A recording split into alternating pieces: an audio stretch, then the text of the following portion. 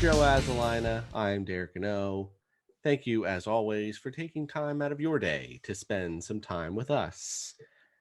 Joe, today, back to basketball we go to talk about where we're at so far in the NCAA tournament. Right. We're at the Final Four, which is amazing. I always say how fast this goes, and we're going to talk about Derek's going to give our top 10 in our tournament challenge, so that's going to be exciting to hear. We're going to talk about those four teams. No spoilers yet. We're going to get into it, and we're going to talk about players and stats and talk some hoops, because after Monday night, going into Monday, it's going to be over. So. Yes. Or I should say the conclusion After of Monday will be over, and yeah. then it'll be all baseball from there, Derek. Baseball and football. So, but yeah, Derek, I don't have much more to say on my end, so I'm going to kick it back to you for let's get our names out there. I'm excited to hear this. So for those who are involved in our timeout tournament, we had about 36 people or so getting involved. And again, we thank you very much for getting involved. And the winner will get the $50 gift certificate, as well as a timeout t-shirt, and all top three will get their timeout t-shirt. We'll get in contact you probably within a few days after the tournament finishes on Monday. So let's just quickly run through our top 10 as far as people in the bracket. And let's not forget, so you can get, I believe it's is it 240 or 360? I think it's 160.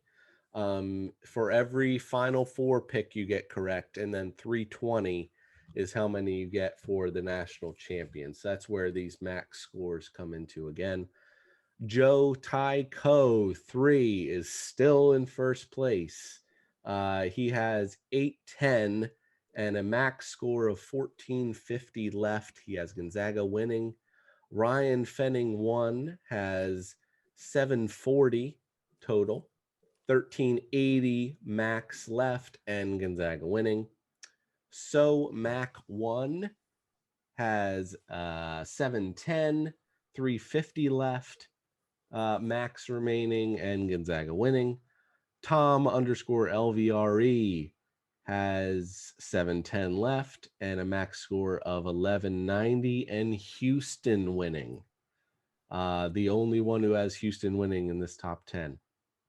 B McGee 2 has 690 total, 1330 max score, and Baylor winning. The only person in the top 10 who has Baylor winning. And Feta 1, it has 690, 1330 max score, Gonzaga winning. Matt Ervalina 1 is tied. We're all tied for fifth, 690, 1170 max, Gonzaga winning. T Souders 1, 670 total, 1150 max, and Gonzaga winning. Phil Angle 1, 640 total, 1120 max, Gonzaga winning. And B McGee 1, 620 total and 1100 max, and Gonzaga winning. Nobody else. Someone does have Baylor, but they are way at the bottom. So I can at least tell you that should Tom _LVRE in Houston win, he will most likely win, and B McGee 2 and Baylor win, then they will most likely win. But we'll pretty much try to figure out on Monday. We'll be talking about the championship game, and we'll probably lay it out as to if this team wins, this will be the top three, and if this team wins, this will be the top three. It'll probably be pretty well set. We're just going to run through the scores extremely quickly here. They happened last weekend, so I'm sure you've seen all of them, but this is how everyone got there. In the Sweet 16, in the West bracket, the number 1 seed Gonzaga, 83. Number 5 seed Creighton, 65. Gonzaga moves on. The number 6 seed USC 82, and the number 7 seed Oregon 68. USC moved on to face Gonzaga in the Elite Eight. In the East bracket, the East region, number 1 seed Michigan 76, number 4 seed Florida State 58. Michigan moved on to the Elite Eight. And the amazing run of UCLA, the number 11 seed, they scored 88, and Alabama 78 in overtime. But UCLA continued on the Elite Eight. In the South region, number 1 seed Baylor 62, number 5 seed Villanova 51, Baylor to the Elite Eight. Number 3 seed Arkansas 72, 15 seed Oral Roberts. Their run ended in the Sweet 16. They scored 70, and it was Baylor, Arkansas in the Elite Eight. And in the Midwest region, Oregon State, another upset, 65, number 8 seed Loyola Chicago 58, Oregon State to the Elite Eight, and number 2 seed Houston 62, and number 11 seed Syracuse 46. Houston to the Elite Eight. In the Elite Eight matchups in the West, it was 1 seed Gonzaga against 6 seed USC. Gonzaga won that one 85-66 to move them to the Final Four to face the winner of the East region, which actually was continuing UCLA. The 11 seed beat the number 1 seed Michigan 51-49. And in the South region, number 1 seed Baylor 81, number 3 seed Arkansas 72, Baylor to the Final Four. And in the Midwest region, number 2 seed Houston 67, and the number 12 seed Oregon State 61. It will be Gonzaga, winner of the West, UCLA, winner of the East, and then on the right side of the bracket, it was South seed, number 1 seed Baylor, and number 2 seed from the Midwest, Houston. Gonzaga, UCLA, Baylor, and Houston. Joe, talk to us. Let's start first. We're just going to briefly run through each of these teams here. Let's talk first with the big dogs, so to speak, the Bulldogs of Gonzaga. Well, I've said it from the beginning of the season. I thought they were possibly overrated. I do not think that anymore. They have beaten some really good teams, including the last win against USC. Gonzaga is led by their head coach, Mark Few, who we just talked about. He's a very good coach. He's had battles with Coach K over the years. He's had battles with some really good teams. But this time, they are the favorites, and they are very, very, very much playing like that. They're 30-0 during the regular season. The last team that was going undefeated was the Indiana Hoosiers in 1976. The pressure is going to mount on the Zags, or the Bulldogs, if you will. I've never heard of a team that has 2 nicknames, but they do. Right. The Zags are really, really good. They are powered by Drew Timme, who's a forward. If you haven't seen him play, he's really fun to watch. 23 points. He wears the I think he wears the headband, if I'm not mistaken. I know the other guy does. And he has the weird mustache there. Yes. Yes. Timme, 23 points, 5 rebounds, 4 assists against Southern Cal, 3 steals. The other guy, the guy that really is their offensive weapon, is Corey Kispert. And NBA fans are going to get to know him real well because I'm pretty sure he's a senior. I want to say he's a senior. If he's not, he's a junior, but okay. he's going to the NBA. Yeah. Right. 18 points, 8 rebounds, 2 assists. He's just a stat filler. Jalen Suggs is a guy my brother turned me on to because he's a guy that really was a highly recruited football player. And he's a heck of a basketball player. He's a freshman. He's going to play at the next level. He had 18 points, 10 rebounds, 8 assists. And don't sleep on Joy Ayaye, the guard, 4 points last game, 6 rebounds, 3 assists. And Andrew Nemhart is a transfer from Florida, 7 points. These are just contributors, but 4 assists. The Zags are for real. And we're going to see a David versus Goliath matchup, as you pointed to earlier, in a team like UCLA, not even supposed to be there. But all they've done is win and show why the Pac-12 was really very underrated this year. Um, Derek, when I turn on Gonzaga, I feel like I'm watching an NBA team. The way I told you this last show, the way they space the floor, the way they move the ball.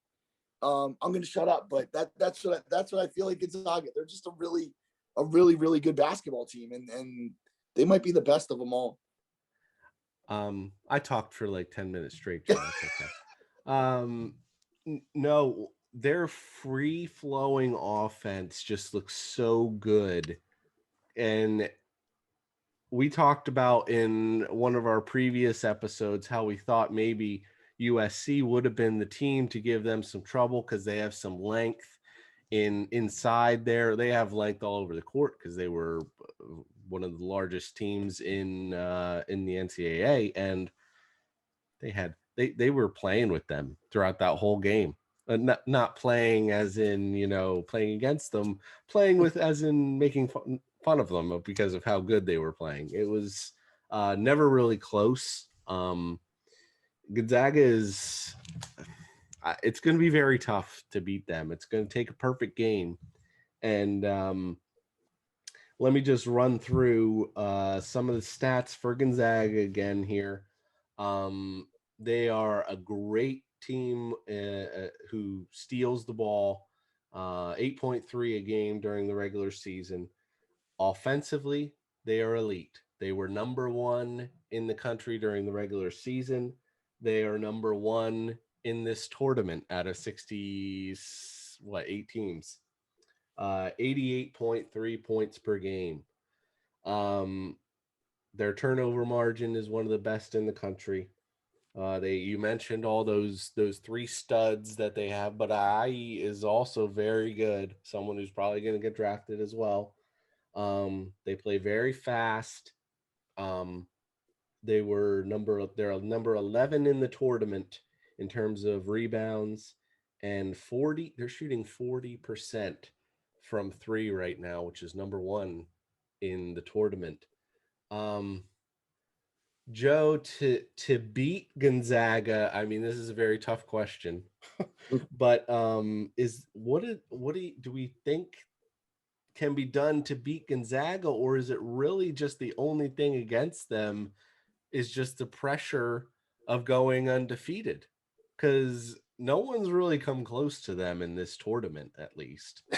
Well, that's the thing. I think you made that point is so valid. Like, you can't get behind early. That's number one. You have to make your free throws, right? You have to make your free throws. That'd be a big one too. You can't let points out there. You can't miss. You can't miss easy layups. You're going to miss some shots.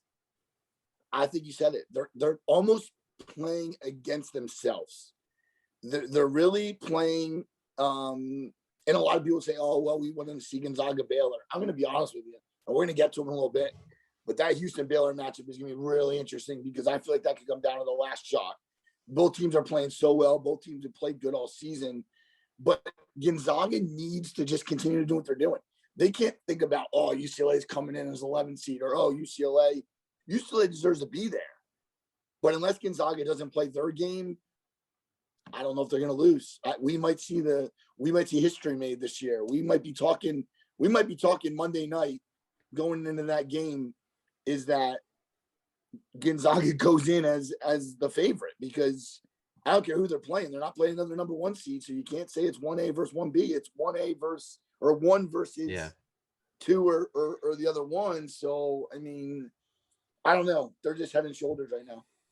Yeah, and you can't really throw out all the pressure's on them as opposed to UCLA, because if anyone's watched any of the games that Gonzaga has been in this tournament, they play completely pressure free. It seems like it's like they know that they're the better team and they're just going to go out there and prove it.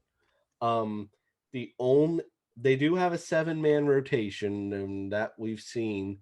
When IE got hurt during, I think it was the USC game, right? That you got to wonder, well, is that going to come into play?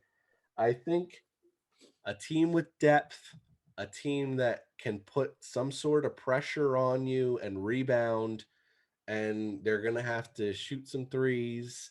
it's kind of a mix almost of Baylor and Houston, but I don't think either team has both, um, as we'll talk about. But it's going to be very tough, Joe. But let's talk briefly about UCLA, who is the winner of the East region.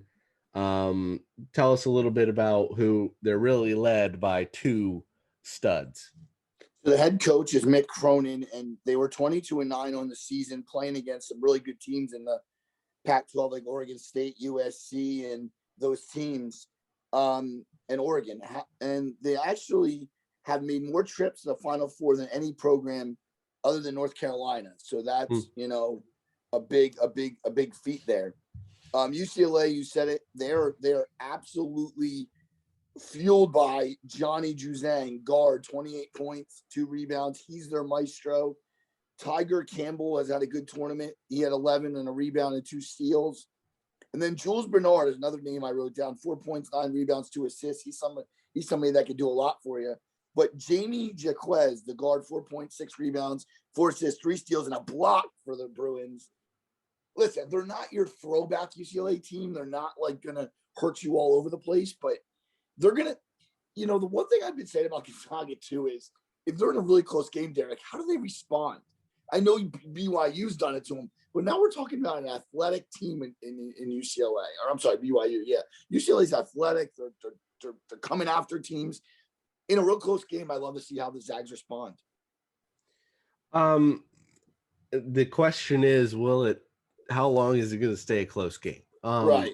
Luckily, they're led by guards, so it's not like I don't think the steals is going to come into play a ton, and Gonzaga causing a ton of turnovers, because I think their guards can handle the pressure that Gonzaga is going to throw out there. UCLA had a 36.7 3-point percentage during the regular season. Going into the rest of the tournament here, they're at 37.8. They are number 23 in terms of rebounds. That's out of 67, so they're not an amazing rebounding team. And I don't think they have a much of a front court is the problem.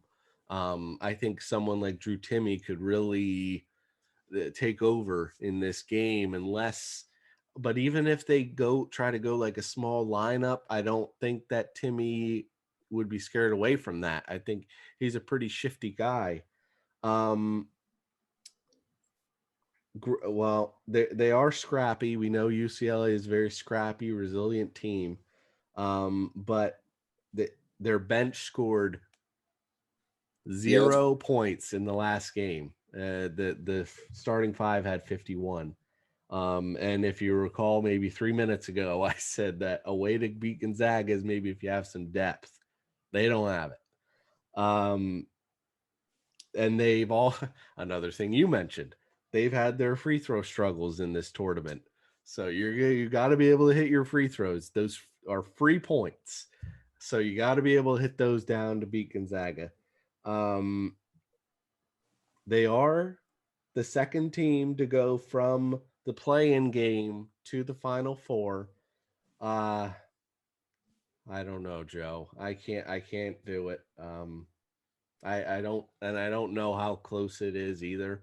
I think USC was the better team than UCLA, and they got trounced by 19. So I think it could be a 15, 20-point game between Gonzaga and UCLA. It's the early game too, which is interesting. It's the early game, so you just wonder if like the TV people on CBS think, okay, this is best to put it on early because then we got something hopefully a little better later. I mean, it could be, but yeah, I see a 20-point game. I don't see any. I'm sorry. I like the way they play, but sometimes you play how your competition's playing, and I don't think they've seen a lot of great competition throughout the tournament, UCLA. So Gonzaga has kind of, and they've also, like we just said, they're going up against immortality. And that's what my cousin Nick said on the show a couple weeks back. If you want to go back and look at that show, please do. Give us a lot of good stuff. But that was one of the reasons I said that is I think they're going up against themselves. They really are. They're playing against themselves. And I think that's the best way to put it right now. You know, and I think the East region was definitely the weakest. And it's funny. I will pull my a plug for my own bracket here. I had Michigan State going to the Elite Eight, but once Michigan State lost, I'm like, UCLA won't do it. So Yeah. I had them losing to BYU, and yeah, and the rest is history. So, yeah, so we'll move on here to the Baylor and Houston matchup, which, as you said, is a little more interesting. Joe, let's start with the winner of the South region, the number 1 seed Baylor. Who are a couple guys we should be looking out for there? First, their head coach is Scott Drew. He was 26. They were 26-2 in their season. Great team. They've really done well. Davion Mitchell's a player to watch out for. He's the man that makes it all go. He's the maestro. Very good defensively. He scored 22 last game, 5 rebounds, 2 blocks. Jared Butler is his compadre, guard, 14 points, 3 rebounds, 5 assists. And Maceo Teague is not to be forgotten because Teague really had a big game too. He had 22 points himself. So Adam Flagler's the other player, 10 points, 3 assists, 4 steals. They haven't gotten to the Final Four in 71 years. They're there. Are they excited to be there? I'm sure. But get ready because the Houston Cougars are going to be a team to be reckoned with. So Baylor has all the tools and they're very talented. And maybe gives Gonzaga the best run of the game. But can the Bears do it? Let Scott Drew, great coach, his sons have been all over college basketball for the last 20 years. Bryce had a great shot for Valparaiso in the tournament years back. His other son's coaching now. It escapes me where he's coaching, but he's coaching somewhere, I think, in the tournament too. Yeah, Derek, I don't know. Baylor, they have a tall task ahead of them with Houston, though. You know, I think I said to you off air, I think Baylor is the better matchup to play against, to give Gonzaga a game, but I think Houston is a tough game for them to get there. We'll start with Baylor here. So they were the number 3 scoring offense during the season. In the tournament, they are actually down to number 12, only averaging 74.5 per game. They had 10.3 threes per game during the season, at 41.8 percent that they were making. They're down to 35.7% in the tournament. Rebounds, they were number 108 in the country during the season. They are number 38 out of 67 teams in the tournament. You said it. Teague is the leader during the tournament here in terms of points per game, only 14.5. They really have those couple guards, Mitchell, Teague, and Butler, who are their leading scorers, all averaging double digits. Great at stealing. They have 9 steals a game during the regular season. Very aggressive, but they can give up threes. They are known to be able to give up a lot of threes because they don't have a lot of length. Their guards don't have a lot of length. They can lose if they give up the threes. They do have defensive rebounding issues. I mentioned all the rebounding stats. They can be beaten by a team with some length. And teams that take care of the ball, obviously, because they go as their turnover margin goes. If they cause teams to turn the ball over, which they did against Wisconsin, which they did against, who did they play? Villanova in the Sweet 16. They caused them to turn the ball over. As well as Arkansas, if I recall. So if teams can take care of the ball, I think that they would give them some issues. Joe, let's go into Houston here. What are some guys to look for at Houston, and obviously led by a very good coach as well? Yeah, so we just said that off air. Head coach is Kelvin Sampson. You can't forget about him because he's had some really good teams at Oklahoma and now back with a pretty good team in Houston. 28-3 overall. He's a leader. That's what he is. He's leading this Cougar team into a tough battle, but it's going to be interesting. Marcus Sasser is his guard, 20 points, 4 rebounds, 2 assists. He's kind of like Teagan Butler. He can score a lot, and if he can score more than 20, it could be interesting to see how far they can go. Quentin Grimes, I swear this guy, every time I see his name, is a Kansas transfer. He was a really good player for Bill Self back in, I would say it has to be 3 or 4 years ago now, because he would have been like a freshman or a sophomore. But Grimes is a really good player. 18 points, 2 rebounds, 4 assists, 2 steals. He does it all, and he's been there before. Justin Gorham had 6 points, 10 rebounds. He's the guy that Butler's going to have trouble with, because Gorham can present problems down low. So we'll see what he can do. And Fabian White Jr., a 8.7 rebounds, 1 assist. Again, Dijon Giroux, 10 points, 8 rebounds, 8 assists. We mentioned that name on the show. He's another one. If Giroux and Fabian White and Gorham can sit there and they're deep there, this could be the team. If beating Baylor, I would say, all right, Gonzaga, here you go. Now you're gonna have trouble, because this team's really good everywhere. So Houston Baylor, man, this is a tough one. I feel like I said it before. This could come down to the end. This could be a barn burner, Derek. Now, Houston, they were the defensive team. They were number 50 in the country during the regular season in terms of offense, but they were number 2 in terms of scoring defense. That's their strength. Great turnover margin. Steals per game is 8.3. Threes per game is 9.4. So they shoot the 3. They make the 3, though, the least amount of any of these 4 teams. They were 35.8 during the regular season, and during this tournament, they've only hit 31.4 in terms of 3-point percentage. They do rebound, though, which is not good for Baylor, because the offensive rebounds, they're actually number 2 in the country. So they get a lot of second chance points. They were number 6 in total rebounds in the country during the regular season, and they are number 7 in this tournament in terms of rebounds. However, they're number 25 in points per game. It's the defense and the length. Giroux is a very good wing defender, as is Grimes.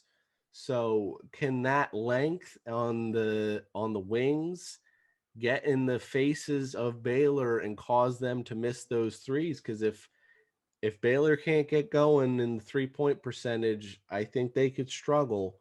But the thing is, can Houston generate enough offense? Because I know Baylor's going to put the pressure on you. Teams can be physical with Houston, I guess. And if they don't set the pace, they're going to be in trouble, because Houston wants to slow it down. Baylor's obviously going to want to speed it up. So whose pace is going to really stand out is the thing. But Joe, where do we think we're going here? Well, so you want a prediction? If you're willing to give one. I just said to myself that, and I wrote this down, so I'm going to stick with it. I think it comes down to the very end, and I think Houston wins by 2 points. I think Kelvin Sampson just has enough, and this team kind of been on a journey since last year. They could have been a 1 seed last year, so playing with a chip on their shoulder, and Sasser and Grimes, a good backcourt, kind of getting overlooked by this Baylor squad. I'm telling you, I like the Houston Cougars to march on, and we might be talking about that Monday night, Derek.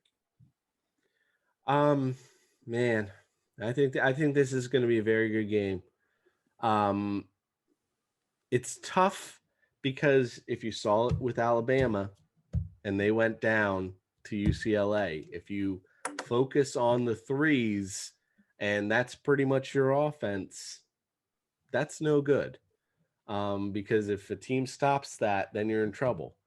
The rebounding is not good in Baylor's favor. They're going to give up a lot of rebounds. But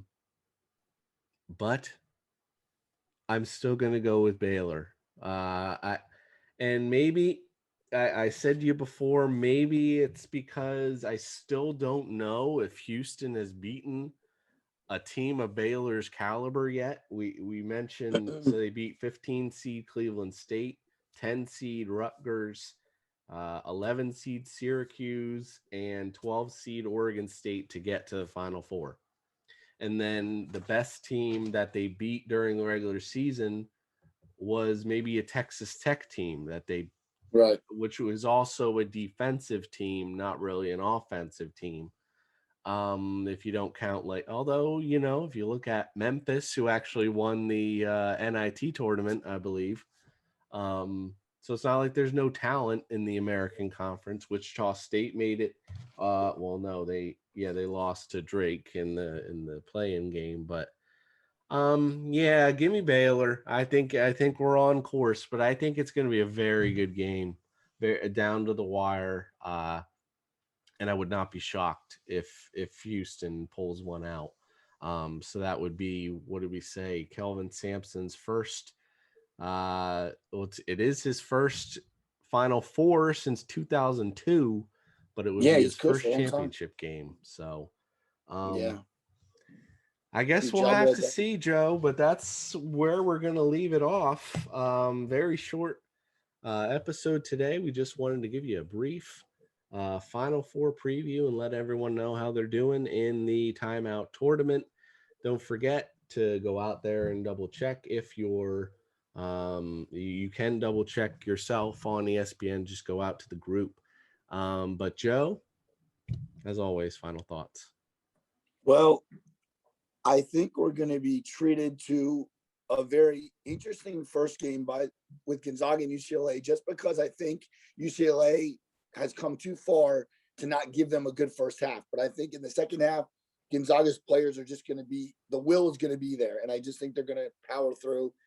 And that Houston Baylor game could be one of the best games of the tournament, and I'll be really excited to watch that tomorrow night already. Derek, we're gonna have something really, really fun to talk about, I think, come Monday and previewing our national title. So that's where we're headed.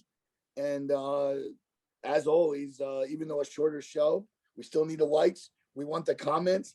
Follow us on Twitter, our Facebook group. We want you to enjoy it, and we want you to have as much fun as we do putting these shows on. So thanks again for all the support out there, though. So if you are new to Timeout with Derek and Joe, welcome. And you can find us everywhere. We are on YouTube. Be sure to subscribe on YouTube. Help us out. Send us a like. Let us know you enjoy the video.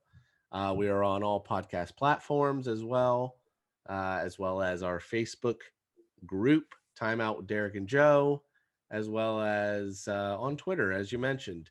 But if you are not new, I hope you continue to enjoy the videos anyway. And if you have any questions you want to send to us, feel free to send us any questions at timeoutderekandjoe@gmail.com. As always, everyone, thank you very much for this is the second time in a row, or a second time in the last few weeks, Joe, that I've screwed this up. Thank you, as always, for taking time out of your day to spend some time with us. Everyone, stay safe, as always, and take care.